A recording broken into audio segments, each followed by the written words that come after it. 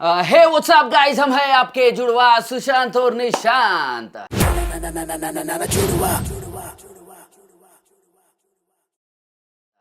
नमस्ते, सत श्री अकाल, अस्सलाम वालेकुम, नमो बुद्धाय। तो गाइस फाइनली आपके रिक्वेस्ट हम लोग पूरी करने जा रहे हैं। क्या हुआ? नहीं, मैं वो देख रहा था कि माइक बराबर लगाए कि नहीं। अरे माइक का 50% हो जाएगी क्या अपने को? बड़ा लिम वीडियो बन सकता है ये। चलो बीच में देख लेंगे गाइस, देख लेंगे ना, कोई नहीं। तो गाइस आपकी रिक्वेस्ट थी कि डिक्टेटरशिप ध्रुव राठी का वीडियो करो। बिल्कुल। और बाकी भी रिक्वेस्ट है, एक एक करके। क्या है, हम लोग इंसान है, एआई जनरेशन नहीं है। बिल्कुल जी। ऐसा नहीं, क्या एआई जनरेशन नहीं है हम लोग कि एक तो बैक टू बैक फटफट दे पाए आपको वीडियोस, नहीं क्या? बिल्कुल। तो इसलिए एक एक करके सबकी रिक्वेस्ट पूरी करेंगे। तो आज देखते हैं dictatorship Arvind Kejriwal jailed, dictatorship confirm by Dhruv Rathee. ठीक है, ये ध्रुव लास्ट टाइम राम भाई सारे ने लास्ट टाइम के वीडियो में आपने बहुत इंटरेस्ट दिखाया। और वहां पे कमेंट भी किया कि आप ये वाला वीडियो देखो, तो हम देख रहे हो। हमारा काम है वीडियो देखना, बस। ठीक है ना, आपके साथ देखेंगे, आपके साथ देखेंगे, बस मजा करते हैं। तो सीधा वीडियो पे आते हैं। आपका काम यही है कि नहीं हो तो चैनल को सब्सक्राइब जरूर करना और इंस्टाग्राम में जरूर फॉलो करना। ऐसे ही प्यार रखो, ऐसे ही सपोर्ट रखो, ऐसे ही सजेशन जरूरी है और ऐसे ही सजेशन दो गाइस। आपकी एक एक रिक्वेस्ट पूरी करने के लिए हम लोग बैठे यहाँ पे। लगा दे सुशांत। नमस्कार दोस्तों। क्या हमारा देश तानाशाही की ओर गिरता जा रहा है? एक महीने पहले ये सवाल जब मैंने आप लोगों से पूछा था, जाहिर सी बात है बहुत से लोगों को शॉकिंग लगा था। लेकिन किसी भी सच्चे देशभक्त के लिए जो सही मायनों में देश की परवाह करता है, उसके लिए सवाल बहुत जरूरी है। कुछ लोगों को डाउट हुआ था कि क्या सही में गाइस इसके पहले भी आया है क्या? एक मिनट गाइस, आपने ये वाला ही बोला है डिक्टेटरशिप कंफर्म वाला। नमस्कार दोस्तों। एक मिनट मैं देख लेते ना इस भाई के चैनल पे। तो ये वाला ही है ना इसके बाद? अच्छा, ये वाला 2 मंथ पहले वाला। अच्छा, इसकी बात कर रहे थे क्या public? India is become a dictatorship. चलो ये देख लेते हैं, फिर वो वाला देखते बाद में। अच्छा चलेगा, वांदा नहीं। चलो गाइस ये वाला देख लेते, ठीक है? हाँ, डिक्टेटरशिप कंफर्म देखते हैं, डिक्टेटरशिप देखते? डिक्टेटरशिप से चालू करते हैं। चलो ठीक, तो सीरीज समझेगी। चलो गाइस इधर से चालू करता हूं मैं, ठीक है? ओके। फिर उसके बाद वो वाला देखते, ठीक है? बिल्कुल। नमस्कार दोस्तों। क्या हमारे देश में डेमोक्रेसी खत्म हो चुकी है? ये एक बड़ा सीरियस सवाल है। आप में से कई लोग इस सवाल को सुनकर जवाब देंगे ऑब्वियसली नहीं। हम जिस पॉलिटिकल पार्टी को चाहें उसको वोट दे सकते हैं। जिस पॉलिटिशियन को सबसे ज्यादा वोट मिलते हैं वो पावर में आता है, तो ऑब्वियसली डेमोक्रेसी तो है हमारे देश में। लेकिन ये सवाल इससे कहीं ज्यादा गहरा है। जो मैं आपको आगे इस वीडियो में आज दिखाने वाला हूँ वो काफी शॉकिंग होगा। इस वीडियो को देखने के बाद आप सोचने पर मजबूर हो जाओगे इस सवाल का वाकई में सही जवाब क्या है। हालांकि अगर आप इस टाइप के लोगों में से हो जो प्रधानमंत्री मोदी को अपना भगवान मानते हैं, वो भगवान है हमारे, हम उनकी पूजा करते हैं। प्राइम मिनिस्टर मोदी वो हमारे लिए एक अवतार है, वो एक साधारण मनुष्य नहीं यार। क्या है प्रधानमंत्री इस देश के भगवान विष्णु का अवतार है। या फिर आप इस टाइप के लोगों में से हो जिन्हें लगता है कि मोदी जी ने किया है तो कुछ सोच कर ही किया होगा। आप अपना दिल ऑलरेडी मोदी जी को दे चुके हो। मोदी हमारा पति, हमारा भाई, हमारा बाप, हमारा गुरु है। आप सब बोलिए, क्यों आपको लगता है कि मोदी जो और योगी जी वो विकास दे पाएंगे जो और कोई नहीं दे? हम उनके पर दिल दे बैठे हैं। ऐसे केस में आपके लिए मुश्किल हो सकता है अपनी आंखें खोलकर सच हजम करना। लेकिन बाकी सब लोगों के लिए, अगर आप सही मायनों में देश की परवाह करते हो, तो आज का ये वीडियो बहुत बहुत जरूरी है। बात यहाँ किसी एक इंसिडेंट की नहीं है, बल्कि ढेर सारे ऐसे इंसिडेंट्स की है जो एक के बाद एक होए जा रहे हैं पिछले कुछ महीनों से, पिछले कुछ सालों से। बिल्कुल। वो सारे इंसिडेंट्स जो सिर्फ एक चीज की ओर इशारा करते हैं कि हमारा देश वन नेशन वन पार्टी की ओर आगे बढ़ रहा है। मीडिया से ऑपोजिशन की आवाज को पूरी तरीके से खत्म कर देना, एमएलए की हॉर्स ट्रेडिंग, इलेक्टेड सरकारों से पावर छीन लेना नए कानून बनाकर, इन्वेस्टिगेटिव एजेंसीज का वेपनाइजेशन, ईडी सीबीआई का प्रेशर बनाकर ऑपोजिशन पॉलिटिशियंस को जेल भेज देना, स्टेट गवर्नमेंट्स की वर्किंग में इंटरफेयर करना, गवर्नर्स का इस्तेमाल कर, स्टेट गवर्नमेंट से फंड्स को ही विदहोल्ड कर लेना, जनता से प्रोटेस्ट करने का अधिकार ही छीन लेना, और अगर कोई प्रोटेस्ट करे तो उनका टीयर गैस और रबर बुलेट से स्वागत करें, इलेक्टोरल बॉन्ड्स का इस्तेमाल करना अपनी सारी फंडिंग छुपाने के लिए, और अगर कोई ऑपोजिशन का कैंडिडेट इलेक्शन जीत भी जाए तो सीधा सीधा इलेक्शन फ्रॉड करके खुद को जिता लेना। मैं प्रधानमंत्री मोदी से कहना चाहूंगा, थोड़ी मर्यादा रखिए।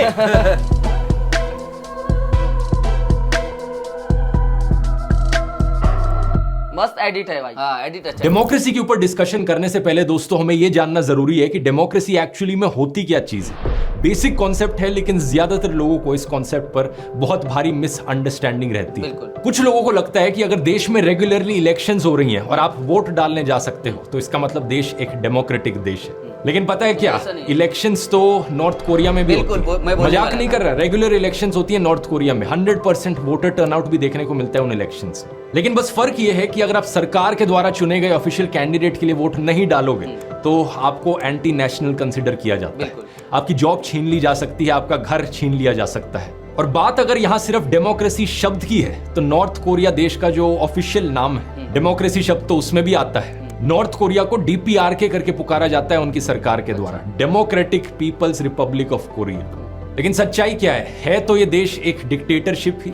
सिमिलरली रशिया को भी एक डिक्टेटरशिप कंसिडर किया जाता है, लेकिन इलेक्शंस तो वहां भी होती है। बस फर्क ये है कि जो भी कैंडिडेट पुतिन के खिलाफ खड़ा होता है वो किसी ना किसी कारण से कभी उसको डिस्क्वालीफाई कर दिया जाता है, कभी वो अचानक से मार दिया जाता है।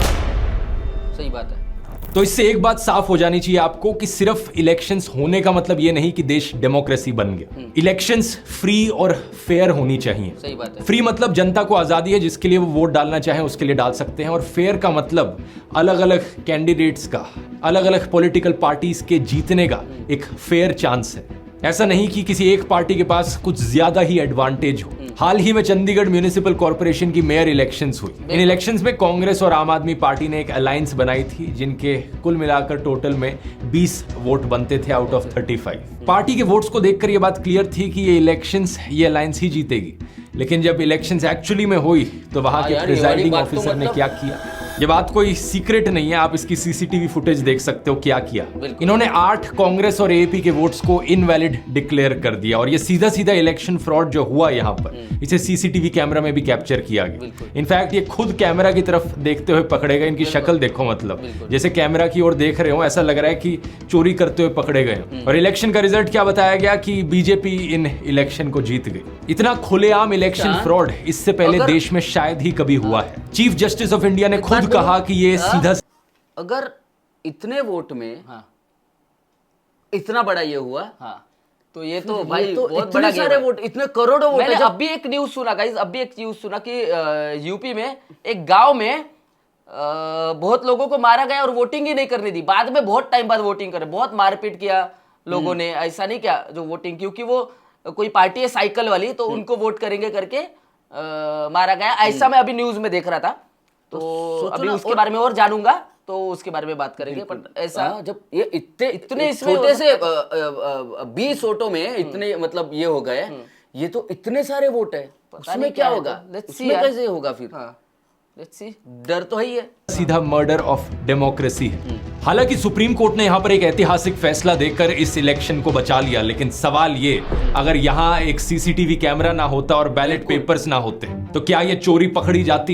ये सिर्फ एक उदाहरण है दोस्तों। इससे पहले इस खबर को देखो, 2021 की खबर। असम में एक BJP कैंडिडेट की गाड़ी में एक EVM मशीन पाई गई। इसके बाद इलेक्शन कमीशन को रीपोल ऑर्डर करना पड़ा इस जगह का। लेकिन इतनी पहले की बात करने की जरूरत ही क्या है, इसी महीने की खबर को देख लो।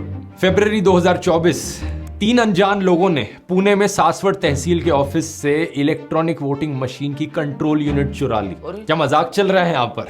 क्या हमारी इलेक्शंस यहाँ फ्री और फेयर तरीके से हो रही हैं? इलेक्शन कमीशन एक ऑर्गेनाइजेशन है जिससे एक्सपेक्ट किया जाता है कि फ्री एंड फेयर इलेक्शंस वो देश भर में कंडक्ट करवाएगा। लेकिन इलेक्शन कमीशन को ही एक्यूज किया गया है कि वो पार्शियल है और बायस्ड है।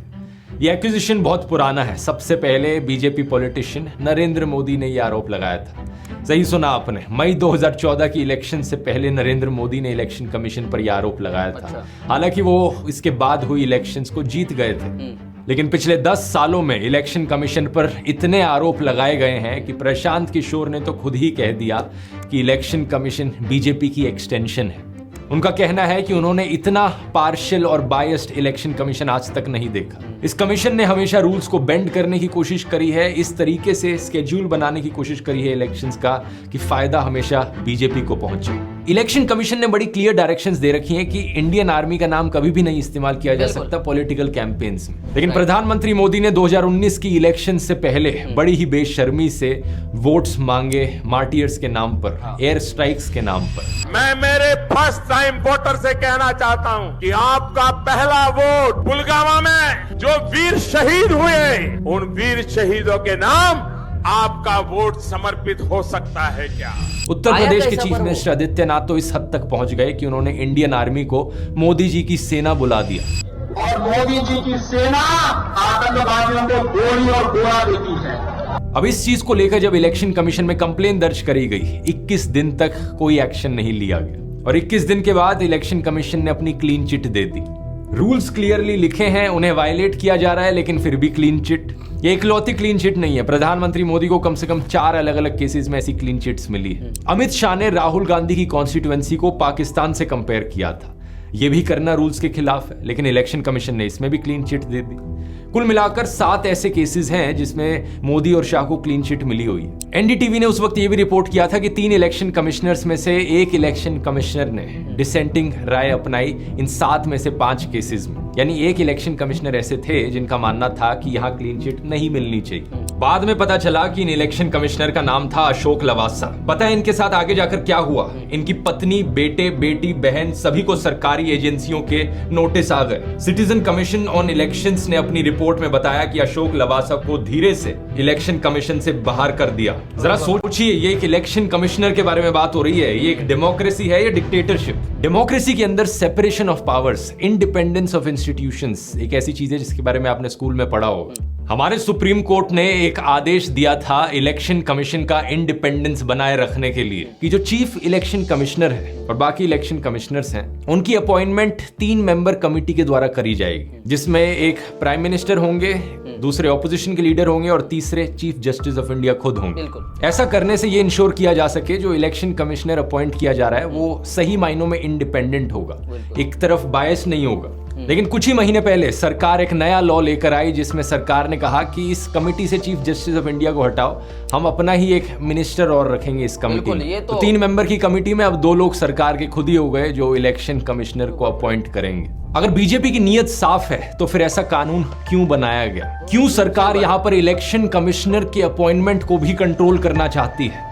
इस चीज को बाद में सुप्रीम कोर्ट में चैलेंज किया गया था, लेकिन सुप्रीम कोर्ट ने यहां कोई एक्शन नहीं लिया, ये कहते हुए कि सेपरेशन ऑफ पावर्स है। अगर सरकार एक कानून बना रही है तो सुप्रीम कोर्ट उसे इस तरीके से स्ट्राइक डाउन नहीं करना चाहता। आज के दिन इलेक्शन कमीशन ने इस चीज पर भी एक लिमिट लगाई हुई है कि एक एमएलए इलेक्शन और एक एमपी इलेक्शन में कितना पैसा खर्च किया जा सकता है। एमपी इलेक्शन में लिमिट 95 लाख रुपीस पर है। बीजेपी ने 437 सीट्स पर चुनाव लड़ा था, तो पार्टी की जो टोटल स्पेंडिंग है वो 415 करोड़ से ज्यादा नहीं होनी चाहिए थी। लेकिन कितना पैसा इन्होंने खर्च किया, इलेक्शन कमीशन की वेबसाइट पर लिखा हुआ है 1264 करोड़ रुपीस। कैसे अलाउ किया इलेक्शन कमीशन ने?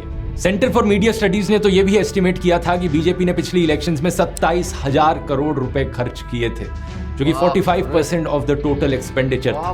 पैसा अगर कोई भी पार्टी हो वही अगर लोगों पे लगाया तो कितना भला होगा यार तो लोगों का यार, सीरियसली यार। अब मेरे को ना कुछ कमेंट देख रहा था मैं कि यार ये लड़का जो है ध्रुव राठी ब्रेन वॉश कर रहा है, गाइस सबके ब्रेन वॉश कर रहा है। बट ब्रेन वॉश कैसे? ये तो जो हो रही है चीजें वही बता रहे हैं ना, क्योंकि ये जो बता रहा है ये मैंने भी कहीं ना कहीं देख रहा हूँ, दिख रही है मेरे को कि ऐसा हो रहा है। पता नहीं यार, बट मैं तो देख रहा हूँ क्योंकि होते हुए देख रहा हूँ मैं।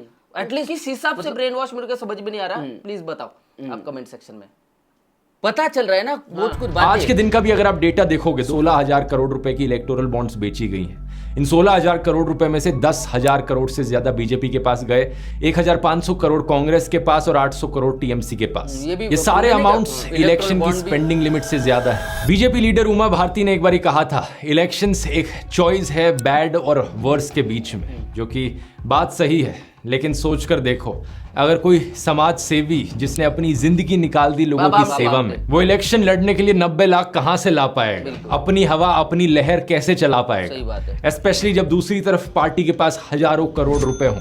प्रॉब्लम यह सिर्फ इलेक्शंस की नहीं है, अगर किसी ऑपोजिशन पार्टी की सरकार बन भी जाती है तो भी उस सरकार को गिरा दिया जाता है। यहाँ पर अनगिनत बार एलिगेशंस लगे हैं हॉर्स ट्रेडिंग के बीजेपी पर। बार बार ये कहा गया लोगों के द्वारा कि बीजेपी एमएलएस को एक रिजॉर्ट में लेकर जाती है और उन एमएलएस का मुंह बंद कर देती है पैसे ठूस कर। क्या ये हॉर्स ट्रेडिंग के एलिगेशंस सच्चे हैं? मैं तो नहीं बता सकता क्योंकि मैं तो उस रिजॉर्ट के अंदर झांक कर देखता नहीं हूं, लेकिन आप खुद ही सोच लो, रिजॉर्ट के अंदर वो सारे एमएलएस बैठकर लूडो तो खेलेंगे नहीं। ऐसी चीजों में इन्वेस्टिगेशन करने का काम है इन्वेस्टिगेटिव एजेंसीज का, लेकिन सारी इन्वेस्टिगेटिव एजेंसीज अगर एक पॉलिटिकल पार्टी के इशारों पर नाचें तो इन आरोपों को कौन इन्वेस्टिगेट करेगा? अब ये सोचो इन एमएलएस के घर पर क्या कहानी चलती होगी। जो नेता इन एमएलएस को खरीद कर घर आया है अपने बीवी बच्चों को क्या कहता होगा? अरे कहाँ हो जी, जल्दी आओ, बहुत बढ़िया खुशखबरी लेकर आया हूँ। जनता की आवाज को दबाकर आया हूँ, लोकतंत्र का गला घोट कर आया हूँ। लाओ जी लाओ, मिठाई लाओ। और दूसरा एमएलए जो बिक गया है कुछ करोड़ पैसों के लिए, वो अपने घर में जाकर क्या कहता होगा? ये देखो मेरे बच्चों, कितना सारा पैसा लाया हूँ, भारत माता के दामन पर आज हॉर्स ट्रेडिंग का दाग लगा कर आया हूँ, लो मिठाई खाओ। ऐसे नेताओं पर काफी गुस्सा आता है, लेकिन साथ ही दया भी कि ये कितने मिजरेबल हैं, कितने नीचे गिरे हुए हैं। अच्छा, पैसे का लालच दिखाना और हॉर्स ट्रेडिंग करना तो सिर्फ एक तरीका है, इससे नहीं माना कोई एमएलए तो दूसरा तरीका है इन्वेस्टिगेटिव एजेंसीज, ईडी का इस्तेमाल करना, ईडी की वेपनाइजेशन। पिछले साल 14 पॉलिटिकल पार्टीज ने सुप्रीम कोर्ट में कंप्लेन करी थी कि कैसे सरकार सीबीआई और ईडी का इस्तेमाल कर रही है ऑपोजिशन लीडर्स के खिलाफ। उन्होंने बताया कि 3000 से ज्यादा रेड्स करी है इन्होंने पॉलिटिकल लीडर्स। 2014 से अगर कंपेयर करो तो 4 गुना का जंप देखने को मिला है ईडी केसेस में जो पॉलिटिशियंस के खिलाफ चल रहे हैं, और 95% केसेस सिर्फ ऑपोजिशन पार्टीज के खिलाफ। ईडी ने जवाब में कहा कि हमारा कन्विक्शन रेट बड़ा हाई है, 96% का कन्विक्शन रेट है, क्योंकि 25 केसेस के ट्रायल्स कंप्लीट हो चुके हैं और 24 केसेस में कन्विक्शन देखने को मिला है। लेकिन सच्चाई पता है क्या है? 2005 से लेकर आज तक टोटल में 5900 से ज्यादा केसेस रजिस्टर किए हैं ईडी ने। ट्रायल सिर्फ 25 केसेस में हुआ, कन्विक्शन सिर्फ 24 केसेस में, यानी कि सिर्फ 0.5% केसेस काम के निकले। जब भी किसी ऑपोजिशन पॉलिटिशियन पर करप्शन का आरोप लगता है और वो बीजेपी ज्वाइन कर लेता है, अचानक से वो साफ हो जाता है, सारे केसेस उसके खिलाफ ड्रॉप कर दिए जाते हैं। किसी ने इसके ऊपर एक पोएम भी लिखी थी, वॉशिंग पाउडर मोदी, झूठ और फरेबी सब छुप जाए, संगीन आरोप भी चुटकी में मिट जाए। हिमंता बिस्वा शर्मा जब वो कांग्रेस में थे पहले, उन पर आरोप लगा था शारदा चिट फंड स्कैम का। सीबीआई ने उन्हें क्वेश्चनिंग के लिए बुलाया नवंबर 2014 में, और 2015 में जब से उन्होंने बीजेपी ज्वाइन करी है, 7 और एलिगेशंस लगे हैं उनके ऊपर करप्शन के। एक आरोप है कि एक लैंड का स्कैम हुआ है, एक आरोप है कि वो सिल्क और मुगा इंडस्ट्री का सिंडिकेट चला रहे हैं। लेकिन जब से बीजेपी इन्होंने ज्वाइन करी, कोई इन्वेस्टिगेशन नहीं हो रही इनके ऊपर। वैसे पॉलिटिशियंस की लिस्ट बहुत लंबी है जो बीजेपी वॉशिंग मशीन के अंदर घुसे हैं। शुभेंदु अधिकारी, जितेंद्र तिवारी, नारायण राणे, येडियुरप्पा, प्रवीण दारेकर, हार्दिक पटेल, अजित पवार, इनमें से कई नेताओं को लेकर तो प्रधानमंत्री नरेंद्र मोदी बड़े बड़े भाषण दिया करते थे कि ये देखो कितना भ्रष्टाचारी है, एनसीपी का मतलब है नेचुरली करप्ट पार्टी, इन्हें वोट मत देना कभी। लेकिन इन सभी लीडर्स ने जैसे ही बीजेपी ज्वाइन किया, सारी इन्वेस्टिगेशन रुक गई, सारे करप्शन स्कैम्स इनके भुला दिए गए। बीजेपी लीडर अटल बिहारी वाजपेयी ने एक बार कहा था, जहां सत्ता पाने के लिए भ्रष्टाचारियों का साथ लेना पड़े, ऐसी सत्ता को मैं चिमटे से छूना भी पसंद नहीं करता। अगर सत्ता हाथ में आती है तो मैं ऐसी सत्ता को चिमटे से भी छूना पसंद करता। लेकिन वो जमाना ही कुछ और था। वो बीजेपी और आज की बीजेपी जो है, इसमें जमीन आसमान का अंतर है। आज जब नितिन गडकरी से सवाल किया जाता है मोदी के वॉशिंग पाउडर को लेकर, तो वो भी हंसते हंसते जवाब देते हैं कि बीजेपी का साबुन इको फ्रेंडली साबुन है। चुनाव में जीतना इंपॉर्टेंट होता है, और जो जीता वही सिकंदर होता है। बीजेपी वाला जो साबुन है वो सबको साफ कर दे रहा है, वॉशिंग मशीन इको फ्रेंडली साबुन है। आप किसकी बात से ज्यादा सहमत हो, आज के नितिन गडकरी जी या पहले के अटल बिहारी वाजपेयी? कमेंट्स में लिख के बताना। पैसे का लालच और ईडी के प्रेशर के बाद भी कमेंट में बताना, पर दोनों भी बहुत अच्छे नेता है। नितिन गडकरी नागपुर किया, नागपुर जो है उन्होंने बहुत अच्छा बनाया है। बहुत बार मिल चुके हम लोग। बहुत अच्छा बनाया है, मतलब बहुत। नागपुर नाइस। वाह, 1 मिनट गाइज, मैं चेंज ही कर देता हूँ ना, 1 मिनट को। चलो चालू करते गाइज अभी। बैटरी चेंज कर दिया हम लोगों ने। अटल बिहारी वाजपेयी जी, कमेंट्स में लिख के बताना। पैसे का लालच और ईडी के प्रेशर के बाद भी अगर कोई ऑपोजिशन पॉलिटिशियन बीजेपी को ज्वाइन नहीं करता, तो उनके खिलाफ जो कार्रवाई है वो चलती रहती है, और कई केसेस में उन्हें बिना कॉन्विक्ट किए जेल में डाल दिया जाता है, और कई महीनों तक वो जेल में पड़े रहते हैं। आम आदमी पार्टी के एमपी राघव चड्ढा ने बताया कि अगर मनीष सिसोदिया, सत्येंद्र जैन, अभिषेक बैनर्जी, संजय राउत, फारूक अब्दुल्ला, तेजस्वी यादव ये बीजेपी ज्वाइन कर लेना, ईडी और सीबीआई जितने भी केसेस इनके खिलाफ चला रही है वो सारे बंद हो जाएंगे इमीडिएटली, और मनीष सिसोदिया और सत्येंद्र जैन को जो जेल में डाल रखा है वो तुरंत जेल से बाहर आ जाएंगे। अब कॉन्विक्शन के बाद किसी को सजा काटने के लिए जेल में डाला जाए वो अलग बात है, लेकिन यहाँ पर कॉन्विक्ट प्रूफ करने से पहले ही ऑपोजिशन पॉलिटिशियंस को जेल भेजा जा रहा है। सबसे खराब बात तो यह है कि जिन स्टेट्स में ऑपोजिशन की सरकारें एग्जिस्ट करती हैं वहां पर उन्हें काम भी नहीं करने दिया जाता। एक नहीं, दो नहीं, बल्कि बहुत सारी अलग अलग स्टेट्स ने बार बार यह आरोप लगाया है मोदी सरकार के ऊपर कि गवर्नर्स का इस्तेमाल करके हमारे डे टू डे अफेयर्स में इंटरफेरेंस करी जा रही है, हमारे कामों पर रोक लगाई जा रही है। वेस्ट बंगाल की सरकार ने ऐसा कहा, बार बार वेस्ट बंगाल के गवर्नर पर यह ब्लेम गया। तमिलनाडु की सरकार ने ऐसा कहा, दिल्ली की सरकार ने ऐसा कहा, केरला की सरकार ने ऐसा कहा। पिछले साल केरला की सरकार ने तो यह तक आरोप लगाया था कि जो हम बिल पास करते हैं हमारे गवर्नर उस पर 2-2 साल तक बैठे रहते हैं, उन बिल्स को अप्रूव ही नहीं होने देते। इस बात को लेकर केरला स्टेट ने सुप्रीम कोर्ट में कंप्लेन भी करी और सुप्रीम कोर्ट ने कहा कि गवर्नर्स इस तरीके से बिल्स पर बैठ नहीं सकते, ये चीज अनकॉन्स्टिट्यूशनल है। दिल्ली में एलजी वर्सेस दिल्ली सरकार के बीच में जो इशू चला है उसके बारे में तो आप कई साल से सुनते आ रहे होंगे। सीएम केजरीवाल ने बार बार कहा है पिछले कई सालों में कि हमें काम नहीं करने दिया जा रहा, एलजी हमारे काम के बीच में इंटरफेरेंस करते हैं। इस बात को लेकर दिल्ली सरकार भी सुप्रीम कोर्ट गई थी और सुप्रीम कोर्ट ने उनके फेवर में डिसीजन भी सुनाया था। सुप्रीम कोर्ट ने वहां पर भी कहा था कि एलजी को इस तरीके से इंटरफेरेंस नहीं करनी चाहिए, असली पावर चुनी गई सरकार के हाथ में। लेकिन सेंट्रल गवर्नमेंट ने क्या किया सुप्रीम कोर्ट के इस फैसले के बाद, वो एक नया कानून ले आए दिल्ली सरकार की पावर्स को छीनने के लिए। GNCTD, government of national capital territory of Delhi amendment act 2023। इसका इस्तेमाल करके मोदी सरकार ने कई सारी पावर्स जो दिल्ली सरकार के पास थी उन्हें ट्रांसफर कर दिया एलजी के पास। हमने अस्पताल बदले थे, अस्पताल शानदार बना दिए, सारी दवाइयों का सबका इंतजाम किया। इन्होंने अफसरों के ऊपर उनकी हाथ मरोड़ के उन दवाइयां बंद करा दी। इन्होंने टेस्ट बंद करा दिए। मोहल्ला क्लिनिक में 3 महीने तक पिछले साल मोहल्ला क्लिनिक में टेस्ट नहीं हो पाए। इन्होंने पेमेंट रोक दी लेबोरेटरीज की। इतने गंदे और इतने घटिया लोग हैं ये लोग। एक दिन एक ऑर्डर पास करके इन्होंने दिल्ली के सारे सरकारी अस्पतालों के डेटा एंट्री ऑपरेटर हटा दिए। अब अस्पताल के अंदर रजिस्ट्रेशन करने वाला कोई नहीं बचा। अरे करना क्या चाहते हो? दिल्ली के लोगों को मारना चाहते हो क्या? जरा खुद ही सोचकर देखो दोस्तों, अगर आप एक मोदी फैन हो तो एक सेकंड के लिए उस ख्याल को अपने दिमाग से निकाल दो और सच्चे दिल से अपने आप से पूछकर देखो, अगर प्रधानमंत्री मोदी को सही में देश की चिंता होती, देशवासियों की चिंता होती, तो क्या वो ऐसी हरकतें करते?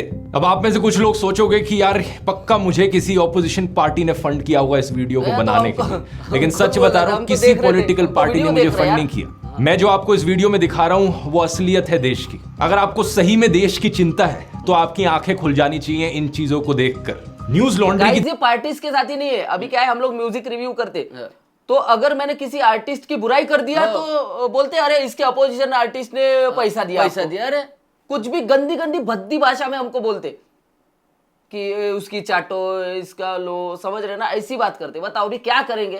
मतलब सच्चा रहना, काम कर रहे, बस देख रहे, जुड़वा कर रहे, सच्चाई के साथ चलते म्यूजिक में। बिल्कुल, चाहे वो मेरा मैं अगर फैन हूं उस आर्टिस्ट का तो फैन साइड में होता है, और म्यूजिक रिव्यू करना जो रियल म्यूजिक करना वो अलग है। अब इसमें आपने फैन होना अलग है और अपोज करना अलग है। बिल्कुल, बात वो है। तो ऐसा होता है, क्या करे, ये इसमें नहीं है, हर उसमें है।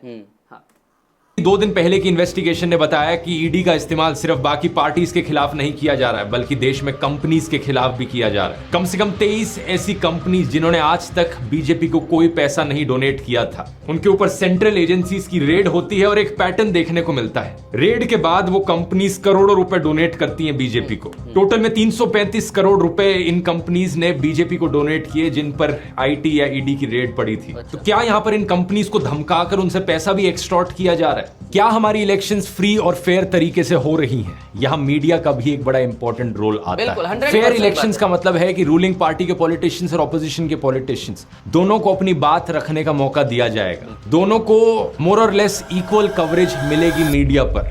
लेकिन हमारे मीडिया में क्या देखने को मिल रहा है? दिन रात 2400 घंटे सिर्फ सरकार की तारीफ करी जाती है, रूलिंग पार्टी की तारीफ करी जाती है, उन्हीं की ही चीजें सुनाई जाती है। देश की हर मां ये चाहती है कि उसका बेटा प्रधानमंत्री मोदी जैसा बने, और हर बेटा भी खुद को नरेंद्र मोदी से जोड़कर देखना चाहता है। मोदी जी के पास हर चीज का सॉल्यूशन है। ये मोदी जैसा कोई नहीं। मोदी ने न्यू इंडिया बनाया है, पीएम नंबर 1। ऑपोजिशन पार्टीज चाहे पूरी पूरी भारत जोड़ो यात्रा निकाल लें या अपनी प्रॉमिसेस जनता के सामने करें। एक समय हुआ करता था देश में जब दूरदर्शन पर रूलिंग पार्टी और ऑपोजिशन पार्टी के पॉलिटिशियंस इलेक्शन की डिबेट करते थे न्यूज चैनल पर साथ में बैठकर। दोनों को अपनी बात रखने का अधिकार था। क्या आज के दिन दूरदर्शन ऐसा कर सकता है? आज तो बीजेपी स्पोक्स पर्सन को बोलने की भी जरूरत नहीं पड़ती, क्योंकि टीवी एंकर्स खुद बीजेपी स्पोक्स पर्सन बने बैठे हैं। जनता के बिहाफ पर सरकार से सवाल करने की जगह वो सरकार को ही डिफेंड करते हैं, और इतना डिफेंड करते हैं कि वो बढ़ती बेरोजगारी के लिए युवाओं को जिम्मेदार ठहराना भी शुरू कर देंगे।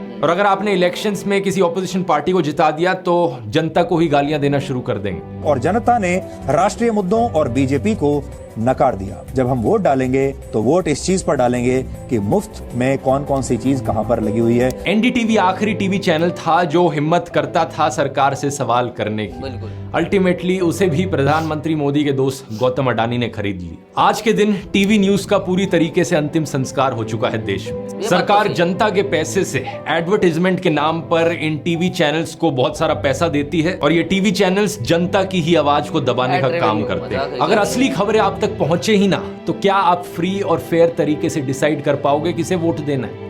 77 दिन तक मणिपुर जलता रहा, टीवी चैनल्स पर कोई स्पेशल रिपोर्ट नहीं की। रिसेंटली सीएजी ने 12 रिपोर्ट्स प्रेजेंट करी थी, जिसमें ढेर सारी इरेगुलरिटीज देखने को मिली और करप्शन के इंस्टेंसेस देखने को मिले सरकारी डिपार्टमेंट्स और मिनिस्ट्रीज में। आयुष्मान भारत स्कीम में 9 लाख से ज्यादा लोग सिर्फ 3 मोबाइल नंबर्स का इस्तेमाल कर रहे थे। करोड़ों रुपए स्पेंड किए गए 3400 पेशेंट्स की ट्रीटमेंट पर, जिन्हें ऑलरेडी मुर्दा घोषित कर दिया गया था। जब सीएजी की तरफ से ये रिपोर्ट सामने आई तो सीएजी के ऑफिसर्स का उठाकर ट्रांसफर कर दिया सरकार ने। क्या आपने खबर टीवी चैनल्स पर सुनी? नहीं सुनी होगी, कैसे पहुंचेगी आप? अच्छा, दूसरी मिसअंडरस्टैंडिंग लोगों की रहती है कि लोग डेमोक्रेसी को मेजॉरिटेरियनिज्म से कंफ्यूज कर देते हैं। इमेजिन करो आप एक गाड़ी में बैठकर जा रहे हो 5 लोगों के साथ। एक बंदा उस गाड़ी में बैठा कहता है कि मुझे बहुत तेज म्यूजिक सुनना है, लाउड म्यूजिक चलाओ। वो अपने दोस्त और ड्राइवर को कन्विंस कर लेता है कि हाँ भाई लाउड म्यूजिक बजना चाहिए गाड़ी में। लेकिन आप ट्रैवल कर रहे हो अपने पिता के साथ जिन्हें हार्ट की प्रॉब्लम है। आप कहते हो कि नहीं, लाउड म्यूजिक नहीं बजना चाहिए।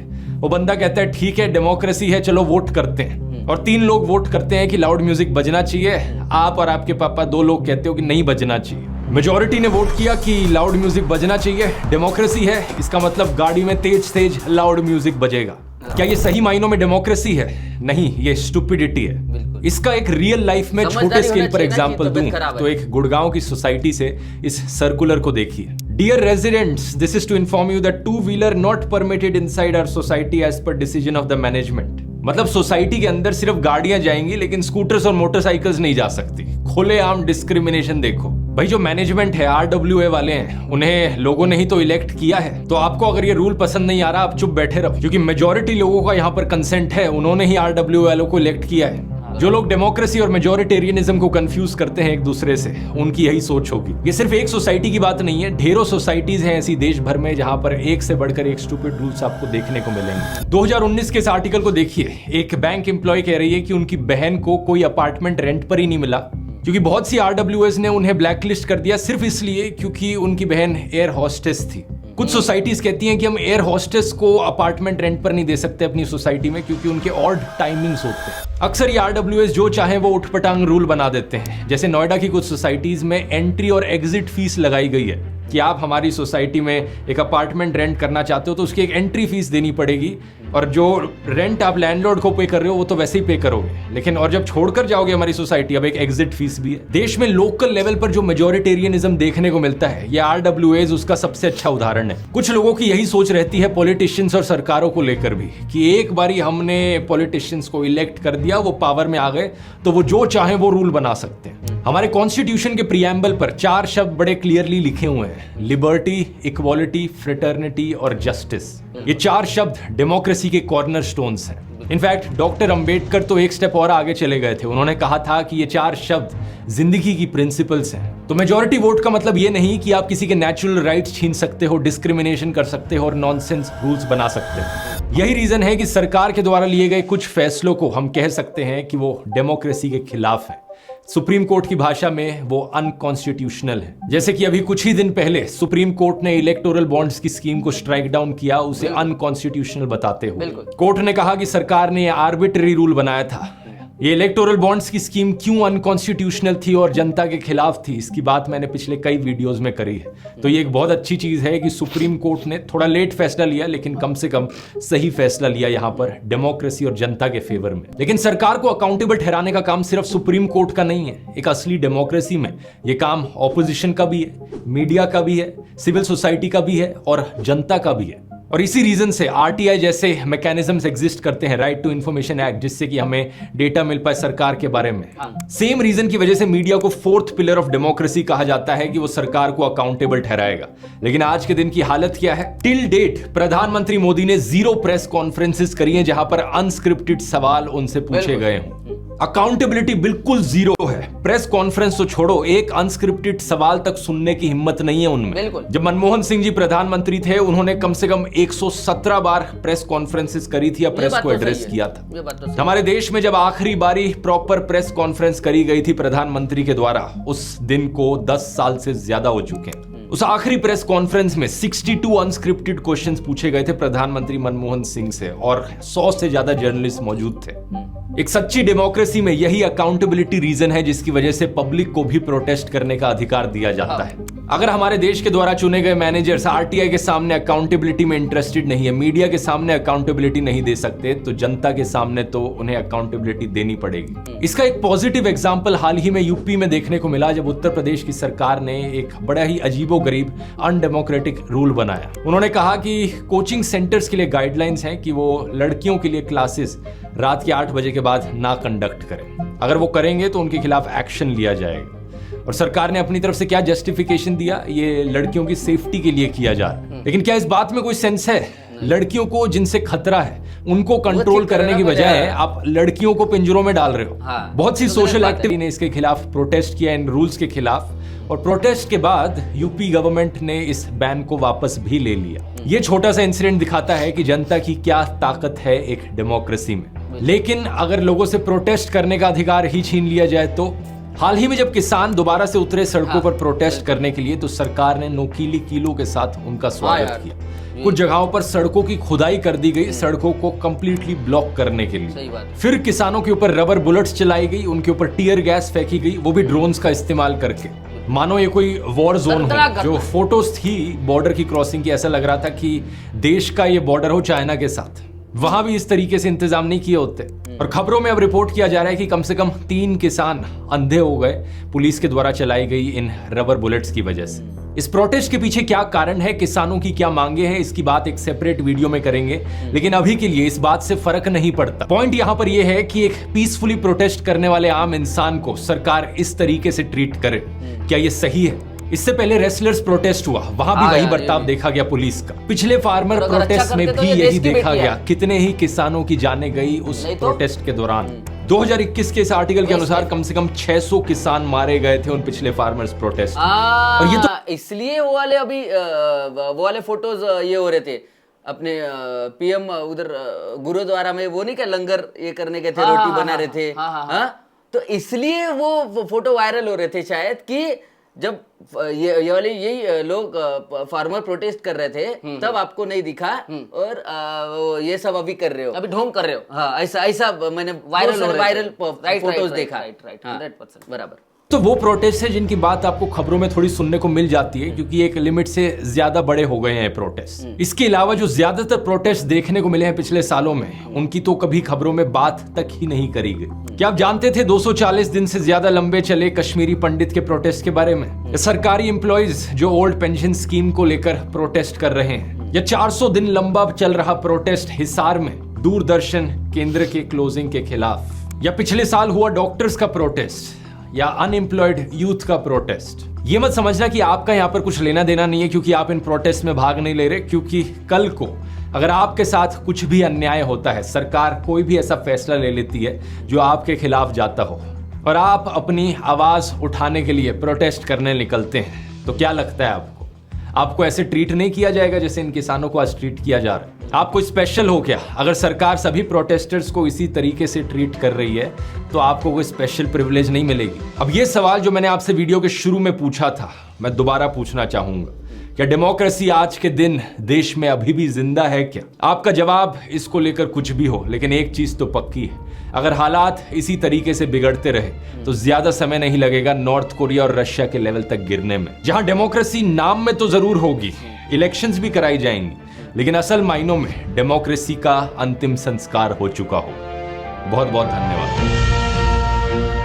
नमस्कार दोस्तों, research by Vijay Saheb by Vijeta Dahiya. तो गाइस एक चीज मैं बोलना चाहता हूँ, वीडियो तो अच्छा था चलो, और ये वो चीजें थी जो दिख रही है बिल्कुल, बट मैं ये बोलना चाहता हूँ, जो लोग बोलते कि ये ब्रेन वॉश कर रहा है ऐसा वैसा, मुझे एक कोई ऐसा यूट्यूबर दे दो गाइस जो इसके ये वीडियो पे या कोई भी ऐसे वीडियो पे ये के साथ, ये तख्त के साथ ये वाली चीज है कि इसने ये वाली बात गलत बोली, मतलब ये इसका प्रूफ ये है बाबा। हाँ। जितना भी रिसर्च बताया, जो भी प्रूफ बताए, ये गलत बताया करके, ये अगर कोई मेरे को वीडियो आर्टिस्ट है जो प्रूफ, सॉरी यूट्यूबर है जो प्रूफ कर रहा है बिल्कुल इसको गलत ठहरा है, तो मेरे को बताओ, मैं कल ही इसका वीडियो बनाऊंगा। बिल्कुल, आप कमेंट सेक्शन में मैं देखना चाहूंगा कि कौन कितना झूठ बोल रहा है, चाहे ये झूठ बोल रहा है या वो झूठ बोल रहा है, वो झूठ बोल रहा है, ये झूठ बोल रहा है, समझ रहे हो? हाँ, ये पता ही चल जाएगा ना, पता ही चल जाएगा। और इसके बाद कौन सा वीडियो चाहिए जरूर बताना। बिल्कुल, बाकी मिलजुल के रहो और प्यार करो एक दूसरे को बस। ये इसके वजह से सिर्फ एक पॉलिटिकल मुद्दे की वजह से एक दूसरे को हेट मत करो। बिल्कुल, ठीक है, एंड ऑफ द डे रहना हमको साथ में ही है। ठीक है, तो ये मेरी बात ध्यान में रखना। बाकी अगर हमसे कुछ छूट गया होगा तो माफ कर देना, कुछ गलती हो गई होगी माफ कर देना। बाकी आप ऐसे ही प्यार रखो, ऐसे ही सपोर्ट रखो, नहीं हो तो चैनल को सब्सक्राइब करना और इंस्टाग्राम में जरूर फॉलो करना। मिलते हैं नेक्स्ट वीडियो में। जय जय भारत, पीस आउट।